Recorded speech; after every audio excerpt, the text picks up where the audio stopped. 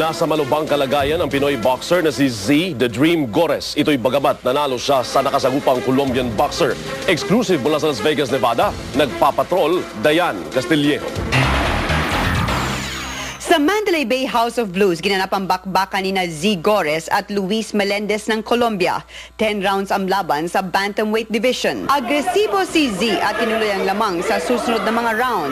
Patapos na ang laban sa 10th round nang magbitiw ng isang malakas na suntok ang kalaban. Bumagsak si Gores. Nagtagal si Z hanggang closing bell at panalo pa rin siya via unanimous decision.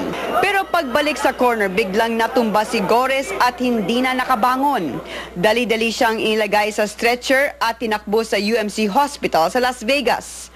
Nang makita ng doktor ang kalagayan, nagdesisyon kaagad si Dr. Michael Sif na isailalim si Gores sa operasyon para alisin ang namuong dugo sa kanyang ulo na pumasok sa kaliwang bahagi ng kanyang utak. He was even talking about his gloves, that he wanted to keep his gloves. At saka he got the flag and went around.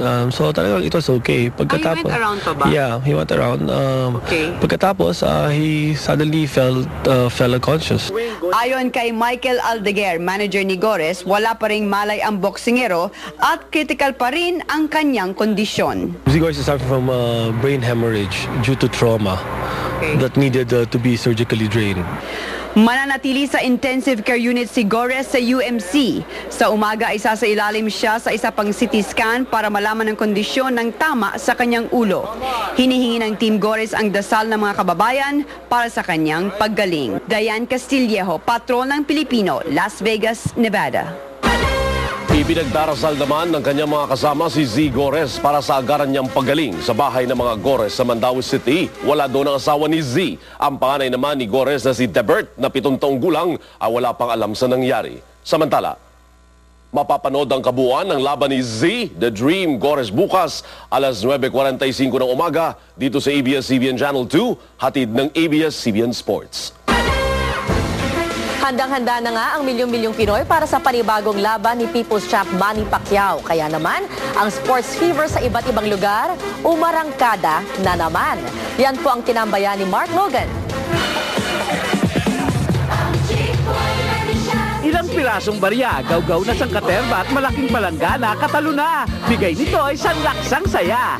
Buko namang binabad sa mantika, pawawalan sa gitna ng kalsada. Ay grabe, handa silang mamuhunan ng ilang bukol sa untugan at magsakripisyo ng ilang ipin sa banggaan ng nguso para lang maagaw ang buko.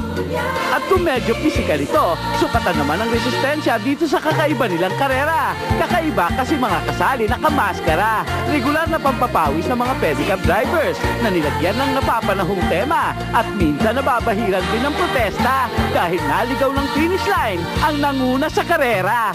Tanong nangyari, Eddie Hill? Kasi naglibot pa kami. Pero ang in ngayon, mapa-computer man o sa kalsadang bakbakan, ang mag-alapak man. Kapalit ng 1.5 liter ng soft drink ang magkandaduling at tumirik. Aba, kumakamada. Knockout pati cameraman. Pinagsama daw na Pacquiao at Cotto ang tawag dito. Kaya bansag sa kanya ay Manny Pacto. Tulad ni Pacman, panay ang ensayo. Kumpleto sa trainers, kulang na lang matuto. Titirisin ko si Cotto. Natingin ko naghahanda si Manny Pacquiao sa si Cotto. Birthday niya ba? Naghahanda? Ito yung si Cotto, yung kalaban niya. Mark Logan, Patrol ng Pilipino. Muli po humakwat ng parangal ang Kapamilya Network sa ginanap na 18th Annual KBP Golden Dove Awards. Sa telebisyon, ilan sa mga nanalo ang TV Patrol World bilang Best Newscast, Best Public Affairs Program naman ang Umagang Kay Ganda, Best Public Service Program ang Salamat Doc, Best Documentary Program ang The Correspondence, Children's Program naman ang Sineskwela. At sa radyo, Best Public Affairs Program host si Ted Filon para sa tampalang Filon at Sanchez na nanalo rin bilang Best Public Affairs Program. Public Service host si Carl Balita at Best Games and Variety host si Winnie Cordero. Tinanghal namang Station of the Year ang ABS-CBN at Best AM Radio Station ang DZMM Teleradyo. At congratulations siyempre sa consumer at iba pa ng DZMM. Mga kapamilya, 41 days na lamang at Pasko na. At yan ang TV Patrol World. Hatid namin mga balitang kailangan mo ninyong malaman ngayong Sabado. Dahil kung nasaan ang balita, naroon kami naglilingkod sa inyo saan man sa mundo.